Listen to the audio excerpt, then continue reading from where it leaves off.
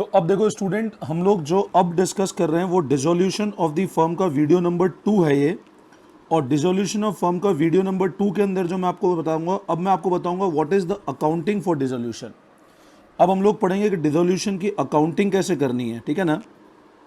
Accounting for dissolution कैसे करना है वो हम लोग इस वीडियो के अंदर डिस्कस करेंगे, ठीक है ना। अब मैंने आपको पिछले वीडियो में बताया था डिसोल्यूशन का मतलब होता है फर्म का बंद हो जाना। डिसोल्यूशन ऑफ फर्म का मतलब होता है फर्म का बंद हो जाना, ठीक है ना। अब फर्म को अगर बंद करना है तो यहां पर एक चीज तो अच्छे से समझ लेना कि नई बैलेंस शीट बनने का सवाल ही पैदा नहीं होता है, ठीक है ना। जैसे अपन लोग पढ़ते थे ना रिकॉन्स्टिट्यूशन, एडमिशन में, रिटायरमेंट में और चेंज इन पीएसआर, उसके अंदर की वापस नई बैलेंस शीट बनती थी। इसमें नई बैलेंस शीट तो बनेगी ही नहीं, क्योंकि फर्म बंद हो गई है। तो अपने को डिसोल्यूशन की अकाउंटिंग कैसे करनी है अपन लोग वो सीखेंगे इस वीडियो के अंदर, कि फर्म बंद हो गई है, अब फर्म को बंद करने के लिए अकाउंटिंग कैसे करनी है वो हम लोग इस वीडियो के अंदर सीखेंगे, ठीक है ना।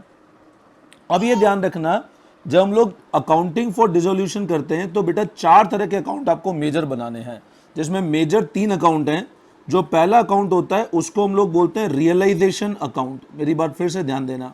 तो जो फर्स्ट कैटेगरी का अकाउंट बेटा हम लोग बनाएंगे उसका नाम है रियलाइजेशन अकाउंट। ध्यान से सुन लेना, मैं रिवैल्यूएशन नहीं बोल रहा हूं, मैंने नाम क्या बोला, रियलाइजेशन अकाउंट, ठीक है ना।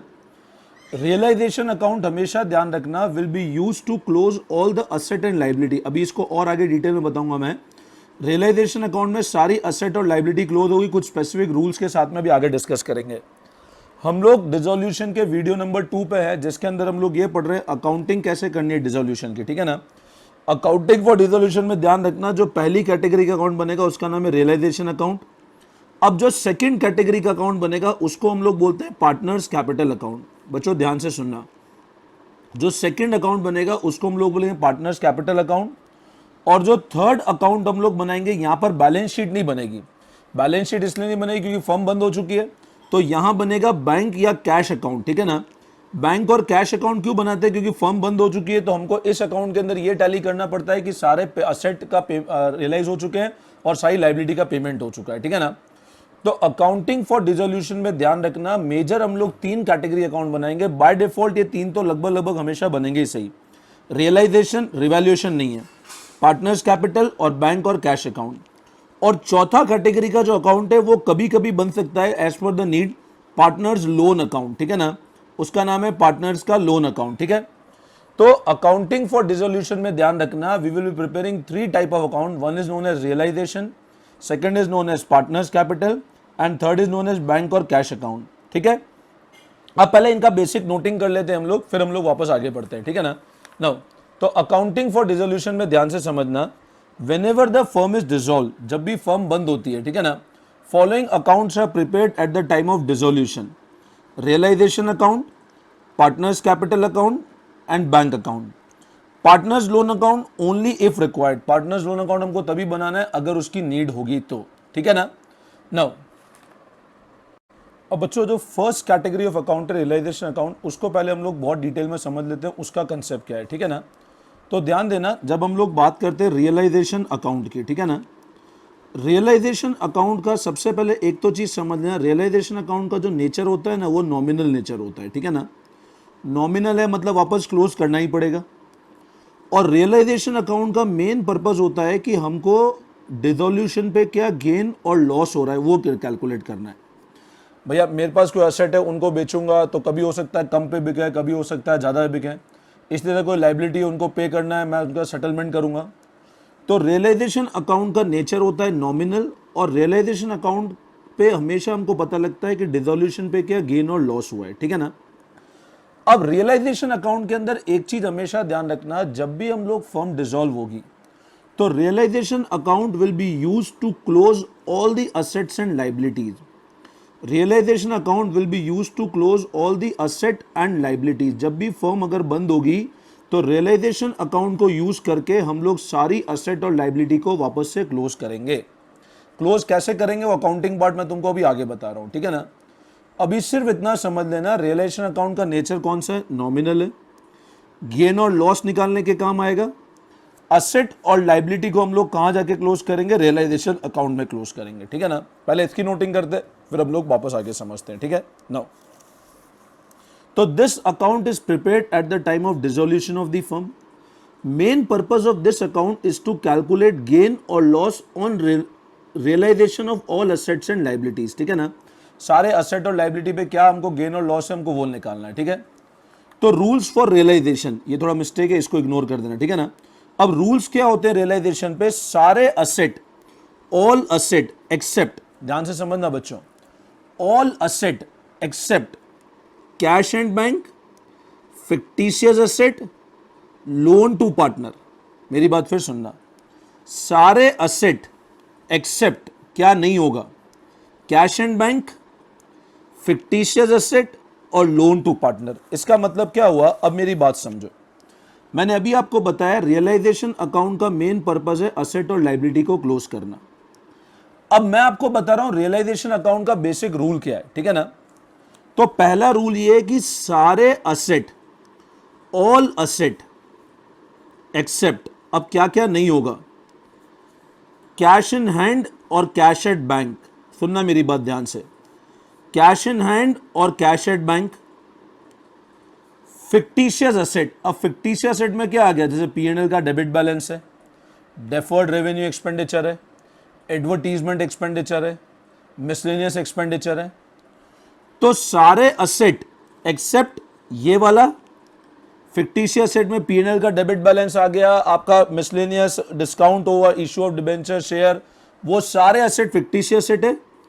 या अगर फर्म ने लोन दिया है पार्टनर को, उसके अलावा हमेशा ध्यान रखना सारे के सारे asset, whether that is stock, whether that is a debtor, whether that is a land, building, plant, machine, bill receivable, कुछ भी asset होगा, that will always be closed by transfer to realization account। अब मैंने एक word क्या बोला, ध्यान से सुनना, all asset will be closed। इनका ट्रीटमेंट कैसे करना है वो आगे बता रहा हूं। क्लोज मतलब बंद करना है। अब मेरे को एक बात बताओ, असेट का बैलेंस कौन सा होता है, तो पता है असेट का बैलेंस डेबिट बैलेंस होता है। असेट का बैलेंस कौन सा होता है, असेट का डेबिट बैलेंस होता है। तो अगर हमको ये ध्यान रखना, अगर क्लोज करना है तो असेट को हमको क्रेडिट करना पड़ेगा और रियलाइजेशन को डेबिट करना पड़ेगा। मेरी बात फिर से ध्यान देना, सारे asset except cash in hand, cash at bank, fictitious asset, loan to partner are closed by transferring to realisation account. Realisation account का नेचर नॉमिनल है और use to calculate the gain और लॉस ऑन डिसोल्यूशन। क्योंकि asset का balance debit होता है तो close करने के लिए असेट को हमेशा क्रेडिट करना पड़ेगा। ये तो बेसिक कंसेप्ट ध्यान रखना एक बार, ठीक है ना। तो अभी मैंने बताया all asset except cash and bank, fictitious asset, loan to partner are close by transferring to realisation account. कैसे ट्रांसफर करना है वो मैं अभी आपको आगे बता रहा हूं, ठीक है ना। उनको क्लोज करना है अपने को ट्रांसफर करके रियलाइजेशन अकाउंट में, ठीक है। अब इसी तरह बच्चों ध्यान रखना अगला लाइबिलिटी का रूल, सारी लाइबिलिटी, ऑल लाइबिलिटीज एक्सेप्ट, देखो धीरे धीरे समझ आ जाएगा रूल क्या है, ठीक है ना। Except partners capital account, capital account का बैलेंस हो या करंट अकाउंट का बैलेंस हो, मैं उसके बाद इसमें डिस्ट्रीब्यूशन कैपिटल का बैलेंस हो, करंट हो, वो अगर असेट साइड होगा तो भी ध्यान रख लेना, ठीक है ना। कहीं मान लो कैपिटल का बैलेंस नेगेटिव है तो असेट साइड भी गिवन होता है। तो सारी liability except partners capital, current account. अच्छा, उसी तरह रिजर्व्स, रिजर्व में ध्यान रखना अगर पीएनएल का क्रेडिट बैलेंस है, जनरल रिजर्व है और वर्कमैन कंपनसेशन रिजर्व है, जो फ्री वाला वर्कमैन कंपनसेशन रिजर्व, अगर क्लेम है तो उसकी बात अलग है।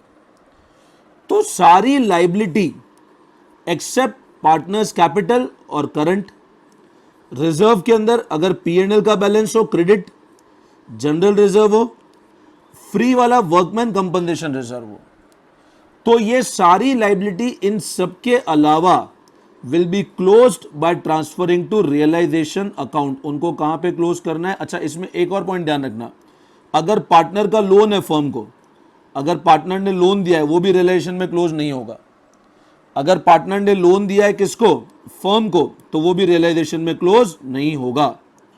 तो सारी liability except partners capital, partners current, reserve, PNL credit, general reserve, workman compensation reserve और पार्टनर का लोन के अलावा सब कुछ कहां जाके क्लोज होगा, रियलाइजेशन अकाउंट में क्लोज हो जाएगा।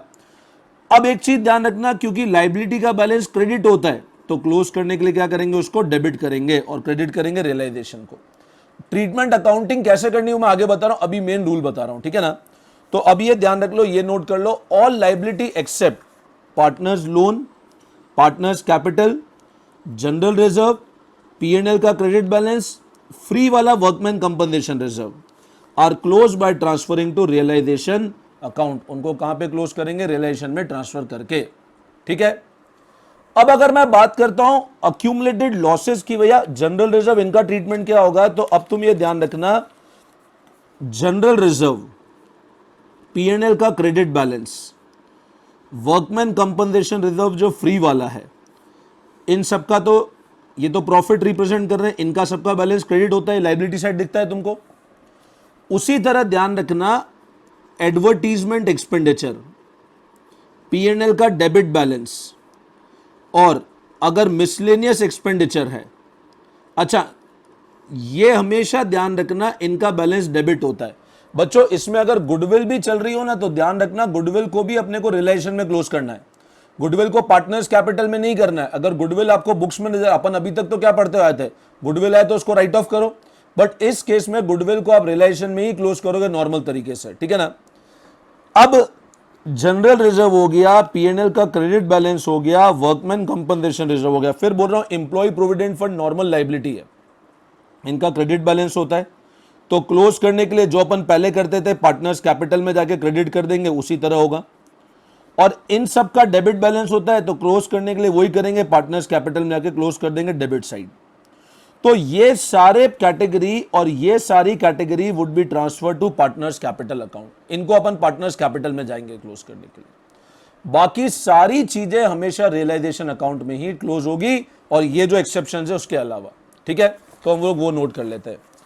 All accumulated losses general reserve, PNL का क्रेडिट बैलेंस और any other type of reserve will be adjusted in partners capital account, except reserve against specific asset, except reserve against specific asset. अब reserve against specific asset कौन से होते हैं बता रहा हूं आपको। स्पेसिफिक असेट के अगेंस्ट रिजर्व, जैसे डेटर्स हो गए ना, तो उनके against provision for doubtful debts होते हैं।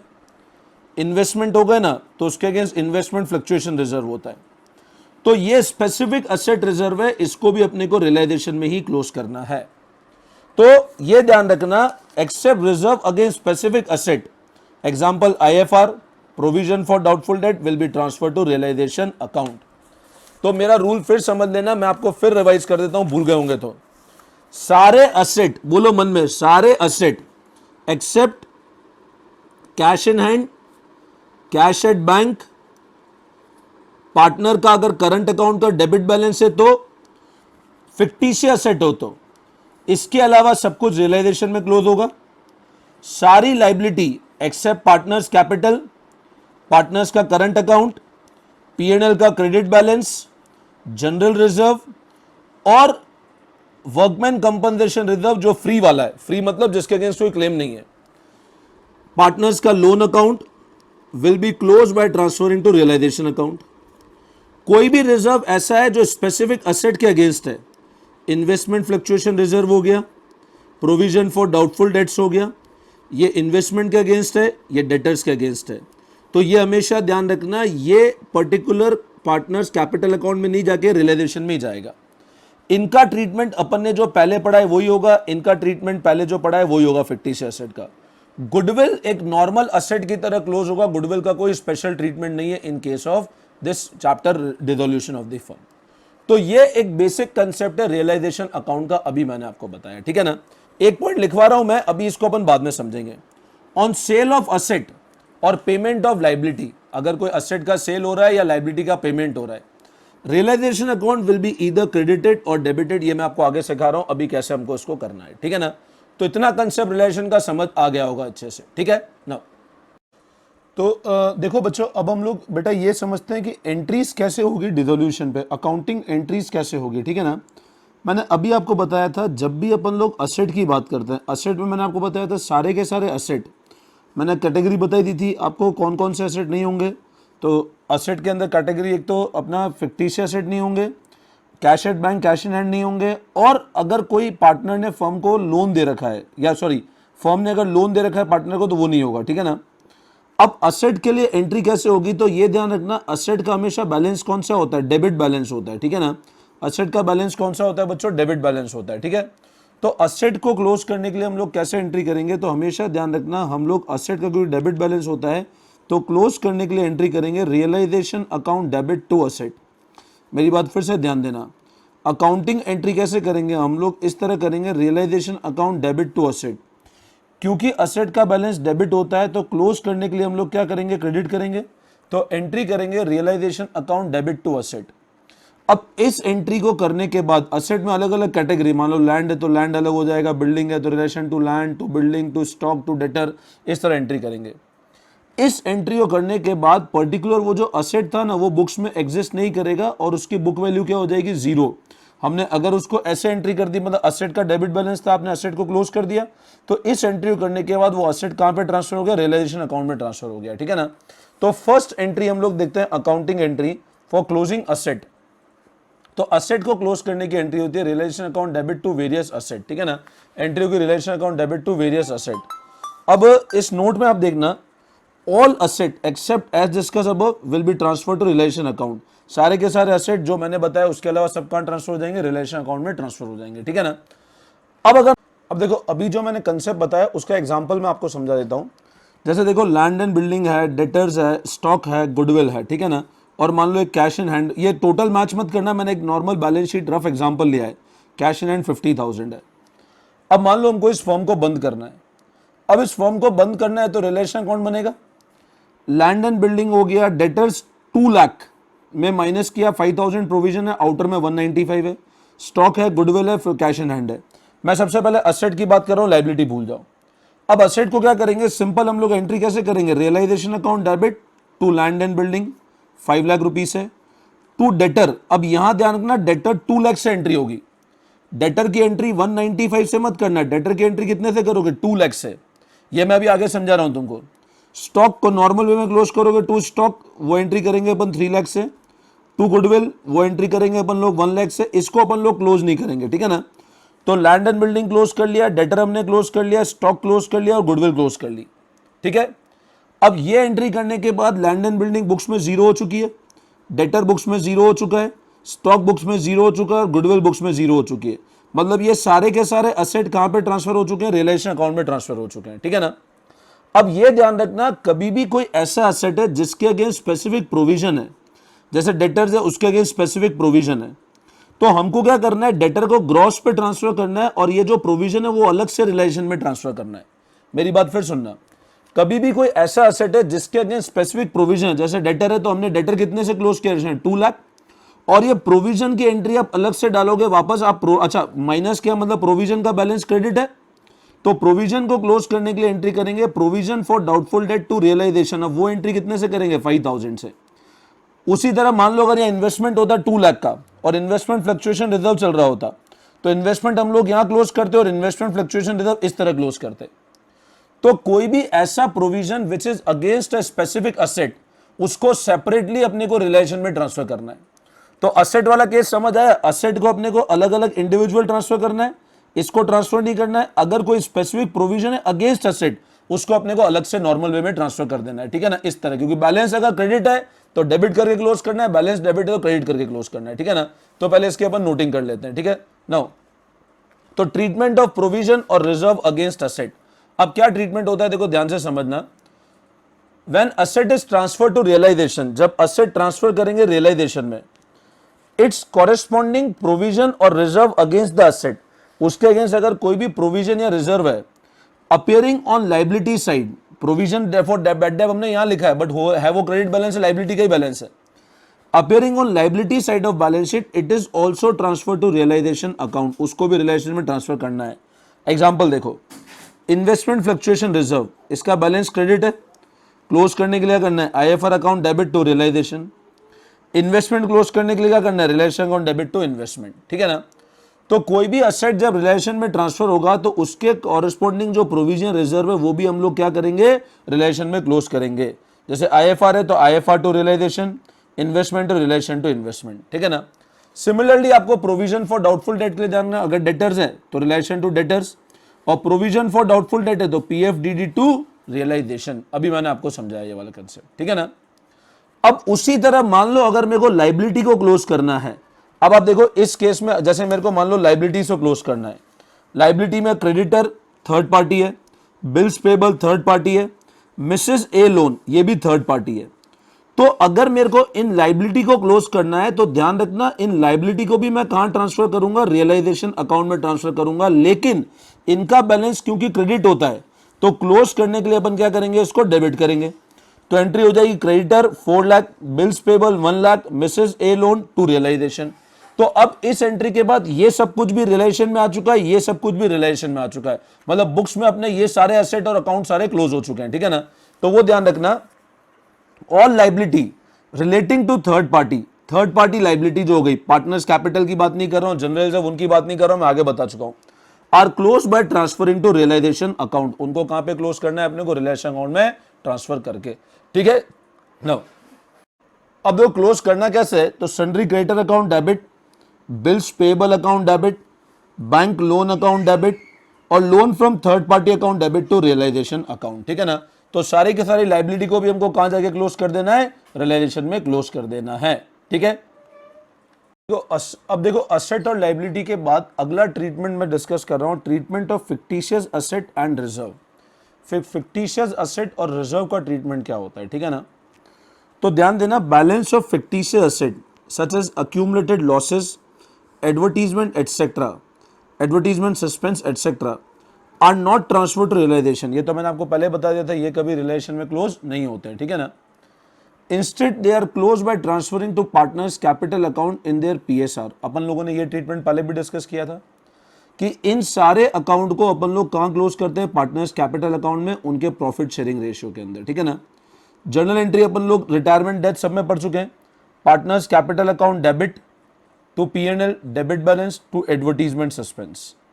तो फिक्टिशियस एसेट हो गया, जैसे अक्यूमुलेटेड लॉस हो गया, एडवर्टीजमेंट सस्पेंस, उसको रिलेशन ट्रांसफर नहीं करना है। इसका instead they are close by transferring to partners capital account in their PSR. Journal entry partners capital account debit to PNL, debit balance to advertisement suspense. उसी तरह ध्यान रखना, अगर अपने को बैलेंस ट्रांसफर करना है जनरल रिजर्व और पीएनएल का, अगर क्रेडिट बैलेंस है तो पार्टनर्स कैपिटल अकाउंट क्रेडिट हो जाएगा, तो general reserve account debit, PNL account debit to partners capital account, ठीक है ना। ये तो वही ट्रीटमेंट है जो हमने अभी तक समझा था, ठीक है। तो बच्चों अब हम लोग ये बेटा समझ रहे हैं what is the treatment of workman compensation reserve in dissolution. वैसे कोई सिंपल ट्रीटमेंट है, ध्यान से समझ लेना, मैंने पूरा नोटिंग कर लिया है। वर्कमैन कंपनसेशन रिजर्व ये तो तुमको पता है हम क्यों क्रिएट करते हैं, to provide compensation claim by worker अगर वो अराइज होगा तो, ठीक है ना। तो it is created to meet compensation claim by worker if arises, ठीक है। Following is the treatment of workman compensation reserve. अगर कुछ भी इंफॉर्मेशन गिवन नहीं है, अब कुछ भी इंफॉर्मेशन गिवन नहीं है इसका मतलब there is no liability of the worker, कोई भी क्लेम नहीं है वर्कर का और पूरा का वो रिजर्व डायरेक्ट पार्टनर्स कैपिटल में डिस्ट्रीब्यूट हो सकता है, ठीक है ना। It means no liability and entire workman compensation reserve will be transfer to partners capital account, ठीक है ना। इसका मतलब हुआ कोई लायबिलिटी नहीं है और पूरा का पूरा वर्कमैन कंपनसेशन रिजर्व कहां ट्रांसफर हो सकता है, पार्टनर्स कैपिटल में ट्रांसफर हो सकता है। एंट्री सिंपल है, workman compensation reserve account debit to partners capital account.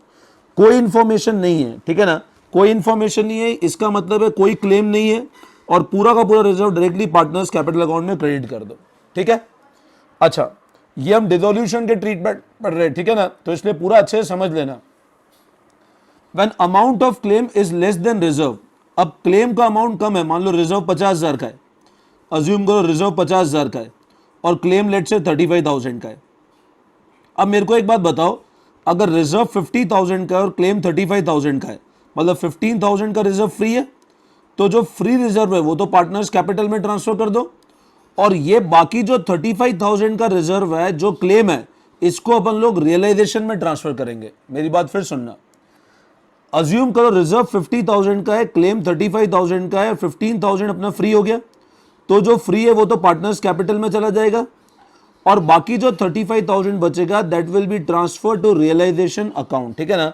तो एंट्री कैसे करेंगे, workman compensation reserve to realisation 35,000 और to partners capital account 15,000।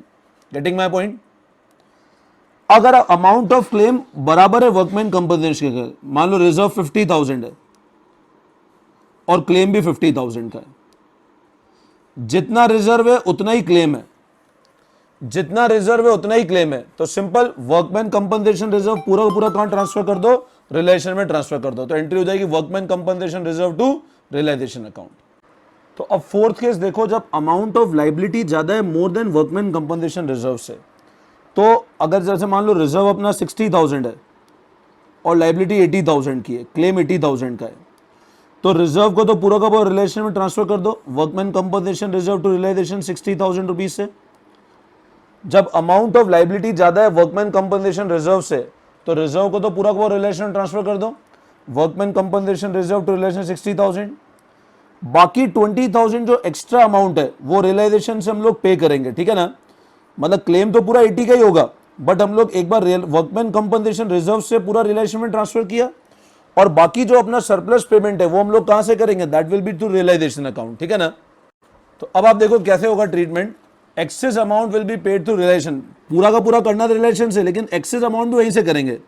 Reserve 50,000 है, क्लेम 70,000 है, हमने 50,000 पूरे रिजर्व को रिलेशन में क्लोज कर दिया, और पेमेंट कितना करना था 70,000, तो रिलेशन अकाउंट के थ्रू पे कर दिया, relation account to debit to bank, क्यों 50,000 रिलेशन में जा चुका है, तो 20,000 का लॉस हम यहां से चार्ज करेंगे जो अल्टीमेट वापस पार्टनर्स कैपिटल में चला जाएगा। तो relation account debit to bank 70,000, claim है तो पेमेंट करके हमने खत्म किया उसको, ठीक है ना। क्वेश्चन कराता हूं, देखो इलस्ट्रेशन नंबर 4 एक बार हम लोग कर लेते हैं, अभी पूरा समझ आ जाएगा। एक्स एंड वाई पार्टनर्स है, शेयर कर रहे हैं प्रॉफिट 3:2 में, जर्नल एंट्री बतानी है अपने को इसमें। रिजर्व 75,000 है, कोई इंफॉर्मेशन नहीं है, मतलब कोई क्लेम नहीं है, तो 75,000 को किसमें डिस्ट्रीब्यूट कर दो 3:2 में। Reserve to X to Y 3:2 में डिवाइड हो गया, ठीक है।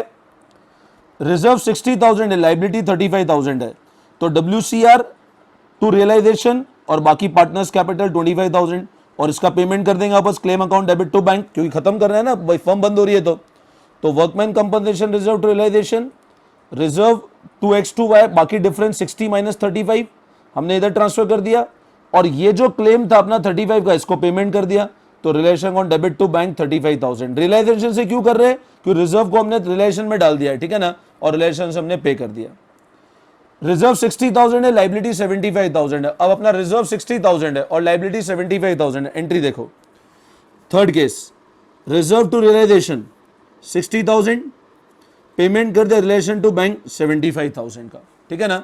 रिजर्व हमने टू रिलेशन किया 60,000, पेमेंट कर दिया relation to bank 75,000। Next, reserve 60,000 है, लाइबिलिटी भी 60,000 है, कुछ भी पार्टनर्स में नहीं जाएगा, reserve to relation, relation to bank 60 का पेमेंट हो गया। रिजर्व 0 है और लाइबिलिटी 15 है, तो भी पेमेंट तो करना पड़ेगा, तो सिंपल रिलेशन टू बैंक हो जाएगा आपका 15,000 रुपीज का हमने पेमेंट कर लिया। तो ये ट्रीटमेंट होता है अभी हमने जो डिस्कस किया वर्कमैन कंपनसेशन रिजर्व का लेकर के, ठीक है ना। तो बच्चों इस वीडियो के अंदर यहीं तक हम लोग एंड करेंगे, और हमने यहां तक पूरा एक बेसिक कंसेप्ट देख लिया रियलाइजेशन का, लाइबिलिटी एसेट को रिलेशन में कैसे ट्रांसफर करना है, रिजर्व्स का क्या ट्रीटमेंट होता है। अब अगले वाले वीडियो के अंदर जो हम लोग डिस्कस करेंगे वो डिस्कस करेंगे एसेट और लाइबिलिटी को रियलाइज करके कैसे पे करना है और कैसे हमको रिलेशन का प्रॉफिट और लॉस को बुक करना है, ठीक है ना। तो नेक्स्ट वीडियो में मिलते हैं वापस हम लोग। Thank you all of you.